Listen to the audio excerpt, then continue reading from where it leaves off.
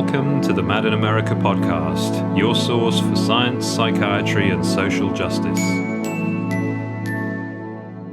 Hello, and welcome to Mad in the Family, the podcast of Mad in America's Parent Resources section. I'm Miranda Spencer, Parent Resources Editor.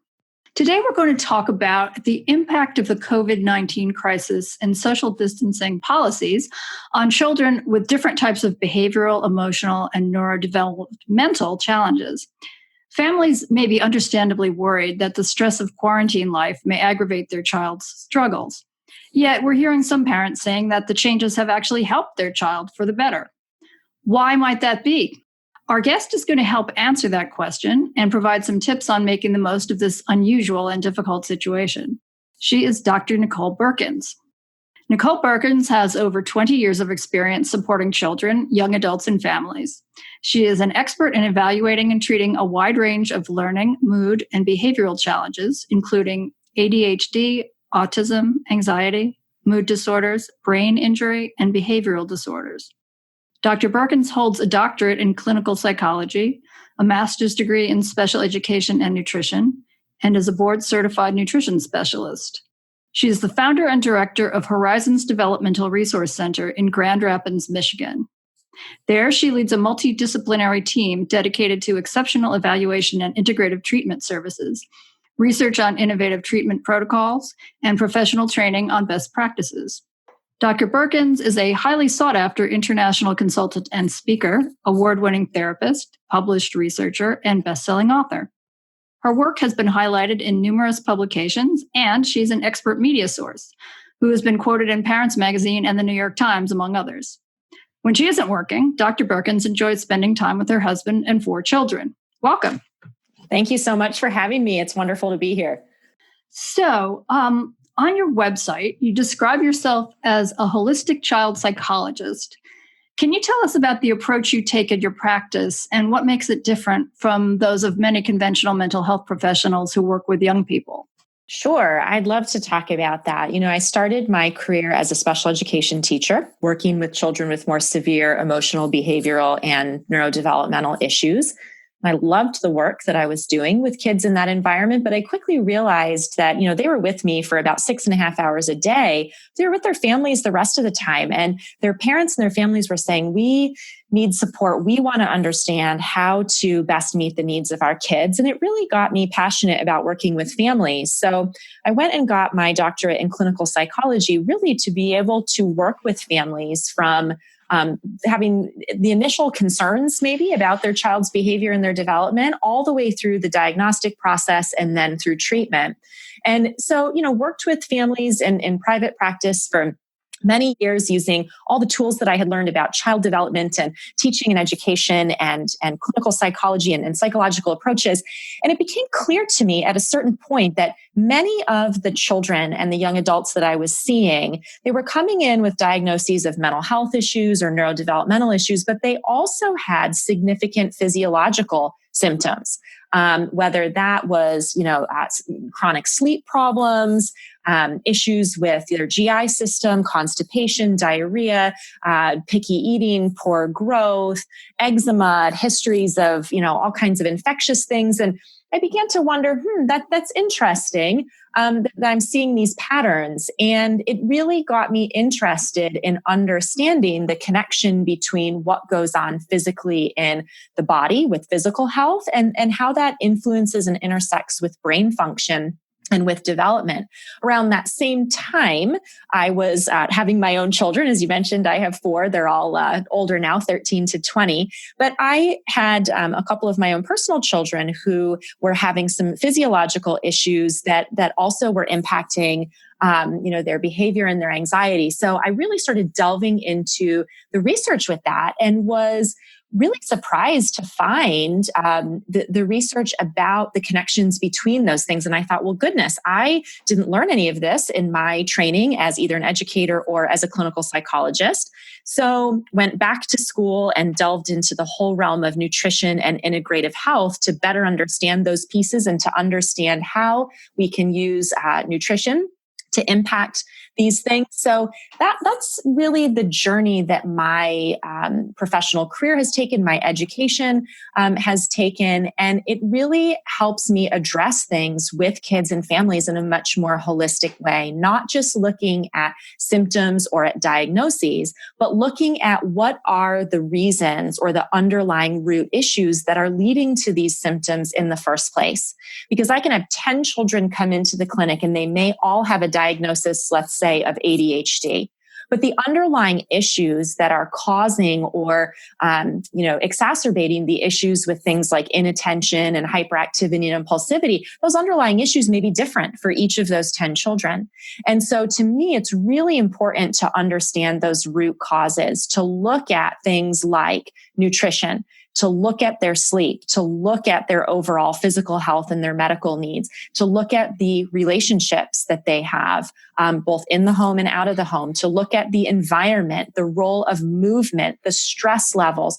All of those pieces play into how a child is functioning and the symptoms that they're exhibiting. And so for me to be able to look at that in a very big picture way and then drill down to those specifics and say, okay, here are some things that have not been addressed that are going to make a big difference. And I see that a lot. Children who come in often with multiple diagnoses of things. And, maybe it started out with attention problems. They got diagnosed with ADHD. Then they started exhibiting anxiety. Then they started having these other issues. And I'll start asking questions about something as basic as sleep and discover that this child has never slept well a night in their life. And we know from the research that a significant number of children diagnosed with ADHD actually have an underlying untreated sleep disorder. So uncovering those pieces of things and being able to look at the whys, why are these things happening, and help parents understand that.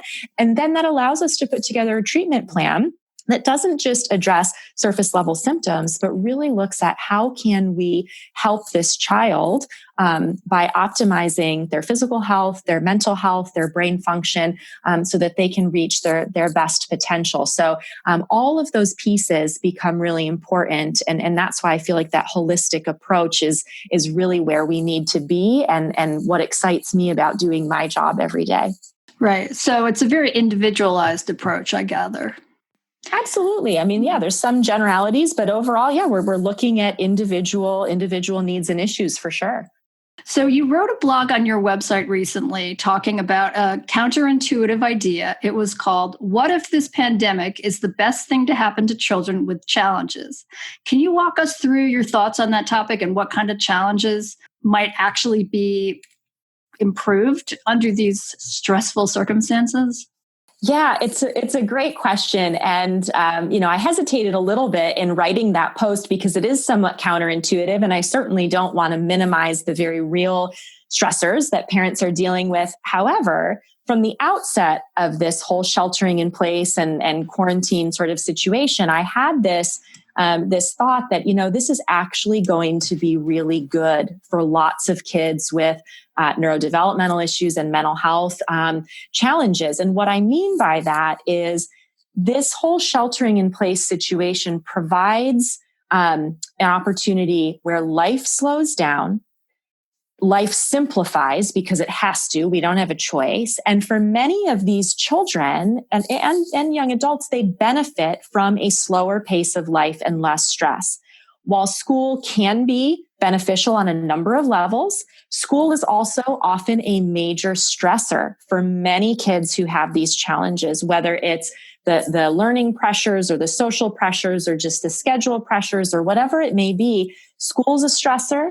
The general pace of life can be a stressor. Kids having to get up very early in the mornings, and then they're running all day between schools and therapies and activities and all of these things. And especially for our kids with neurodevelopmental kinds of challenges, their brains benefit from a slower pace of life. They take a bit longer to have their brain take in and make sense of things. And the faster things move, the more they're going to struggle, the more their stress level goes up.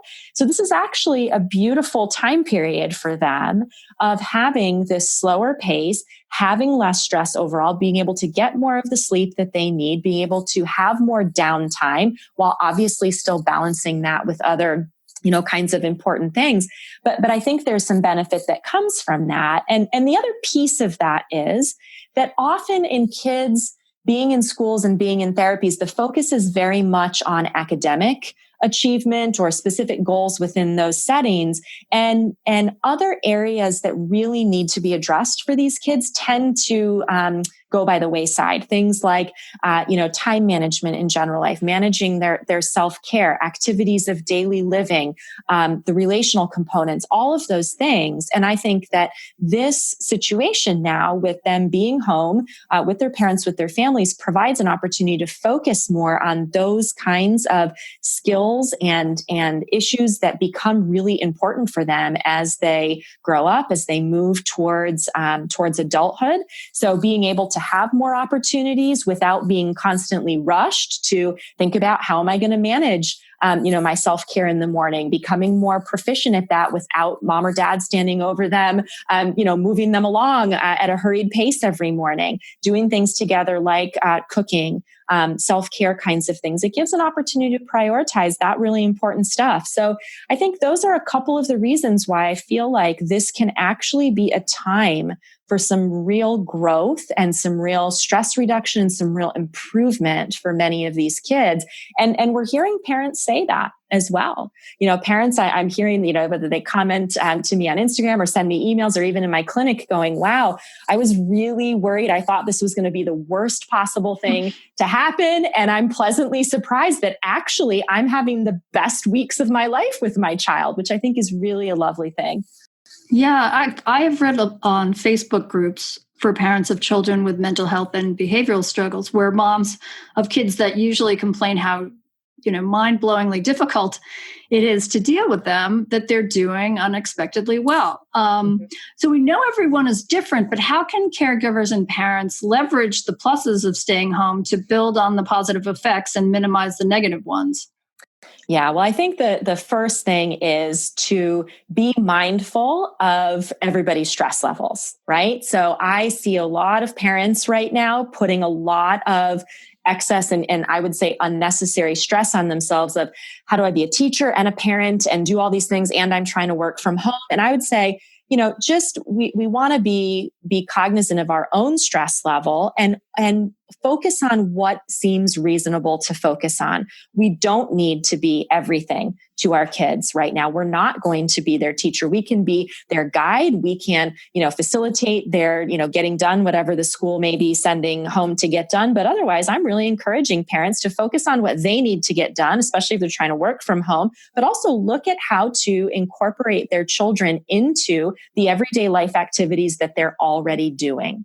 So, as a parent, you're doing laundry, you're cooking, you're, tidying up around the house, you're making plans for different things. Those are great activities to pull your child into at whatever level they're, capable of engaging and have them do some of those things along with you. That reduces the stress of having to come up with, additional things to keep them busy, but it also provides really valuable learning opportunities and it reduces our stress as well, particularly if you have older kids or kids who are capable of tackling some of those things around the house independently, pull them in and have them do that. That takes some, stress off of your plate too. So, not overloading ourselves and not overloading our kids. Just because our kids aren't in school right now doesn't mean that we need to make sure that every minute of the day from 8 to 4 is spent on what we would think of as some kind of, learning or school-based activity. Not at all. In fact, we should be seeking to strike a nice balance there of some things that require their engaged attention with maybe learning activities on the computer for school or things like that, but then balancing that out with, real life activities, whether it's, play and leisure things, building with Legos, doing craft activities, whatever it is that they may be, into, getting movement. That's really important that kids are getting opportunities for movement, working on, activities of daily living. So finding that balance and not feeling compelled to have every single moment be some kind of structured or learning-based thing. In fact, many kids learn best when they're left to explore some things on their own. And it's totally okay for kids to be bored once in a while. I want to, just really help parents to understand that you do not have to entertain or keep your kids busy constantly. It's okay to take a break. from each other. It's okay for them to be in their room finding some things to do or just being bored if that's what they want to do. And for us to spend some time caring for ourselves too. So, really just looking at what balance feels good for you and your kids in your home. You know your kids best, their tolerance for things best, and not being afraid to go along with what is going to meet your needs right now as a family and not worry about what everybody else in the world might be doing. Right. What about kids with kind of specific types of problems? Like I'm thinking an anxious child would have different needs right now than a child with attention issues. Is there any common through? I mean, you sort of have discussed the common through lines, but can you give a couple of examples of specific struggles that kids have that this time might be actually helpful?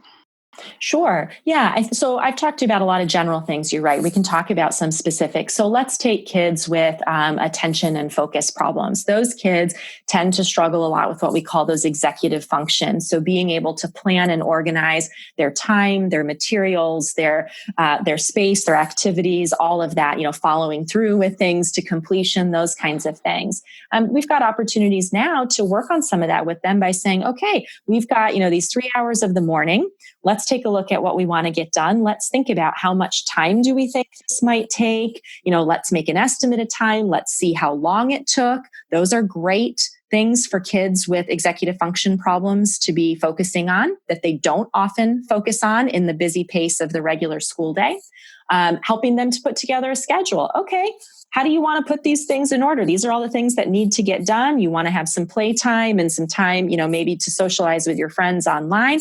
How do we want to structure this and have them participate with you in thinking about how the flow of that day may go? And as I mentioned, even things like morning self-care routines, working from lists, helping them build some independence with, instead of a parent having to constantly prompt, hey, are your teeth brushed yet? Are you dressed yet? Come on, we got to keep moving, to start working with, some lists or some schedules for them to start to look at and say, okay, I'm going to work on, more independently doing this. And again, how we do that depends on the age and the developmental level of the child. But those give some ideas of how we can use this time where we're kind of slowed down and don't have as much going on to focus on some of those pieces. So is that helpful in terms of the ADHD piece? Yeah.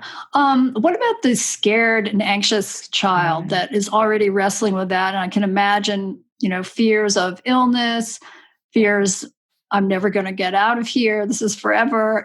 That kind of struggle. How might this time help an anxious child? Yeah, that can seem really counterintuitive, right? It's like, oh, how can a global viral pandemic help kids who have fears about illnesses? And it's true. I mean, this is a challenge for those kids for sure, and for adults who deal with those issues. But here's what I'll say about that. Provides a really wonderful opportunity for these kids to practice healthy coping skills and build resilience around that. Because while this may be an extreme example of, an illness issue, one of the things that kids who have a lot of anxieties about these things need to practice with is challenging their own automatic negative fear-based thoughts about that stuff, using logic, using healthy coping skills to manage their anxiety. And this provides an opportunity for them to do that. And for us as parents, and even, as practitioners, I mean, I am, and I know many of my colleagues around the world who provide mental health services are still working with our clients and patients through telehealth. So this provides a great opportunity for us to use this current situation to help these kiddos with anxiety implement and practice with their coping strategies, whether that is, structuring their day to include things like movement and some mindfulness activities, deep breathing, things like that, teaching them how to incorporate that into their day, helping parents to understand how to respond to these things. We shouldn't be spending the whole day talking about this or dwelling on this. Let's set aside maybe a time or two each day where we're going to, talk about that and set some boundaries around that. A big one that I'll mention for these kinds of kids is for us to make sure that they are not being overexposed to media around these things. So to be intentional about monitoring and talking with them about how they're using their screen time, not spending, all of their waking moments when they're not doing schoolwork, checking CNN or checking, the most recent statistics. And, even in our clinic, we've had some issues like that come up, and we've had to talk about that, or parents, being mindful of not having the television on constantly, or the radio, or whatever it might be, with a constant barrage of, scary stories and things like that. That's an important thing to be aware of for those kids, certainly during this time. But I think ultimately these times that really challenge our kids with their fears and with their anxieties can be a beautiful opportunity to practice those coping skills and to build resilience and just a healthier outlook on those things. Right. How are you arranging your work-life balance? Like you said, you were doing telehealth sessions. How do you use everything you know as a psychologist and a parent to help your own family make the best of the situation? Oh man, you went there. That's awesome. I love it. That's a great question. And it's a really fair question. I think, all of us as parents are constantly in progress or in process with figuring out that work-life balance, right? Yes, I am still doing telehealth sessions. So I do still treat a fair number of patients each week. And I think, it's important for us each as families, as parents, to find a structure that works for us and for our kids. So what that looks like in my house, and again, my children are a bit older, teenagers and young adults, we're having frequent conversations about expectations, about what's working and not working. And, just keeping those lines of communication open to figure it out. There's 6 of us now back, all living in the same space. And while I really love having all 4 of my kids home each night again for dinner, I feel like that, rarely happens anymore with them getting older. I love that. But also, there can be some challenges with that too, of all 6 of us being home. So the regular ongoing communication about how each of our needs is getting met or what isn't working. And my husband and I have been really intentional about discussing with them from the outset of this, and then ongoing, about expectations and what our priorities are for them, that they need to be managing their self-care, chores, movement is an important value that we have for our kids each day, learning activities, and then some sort of personal development. And so those are the expectations, that they're engaged in those things as priorities before they are, spending time doing online gaming with their friends or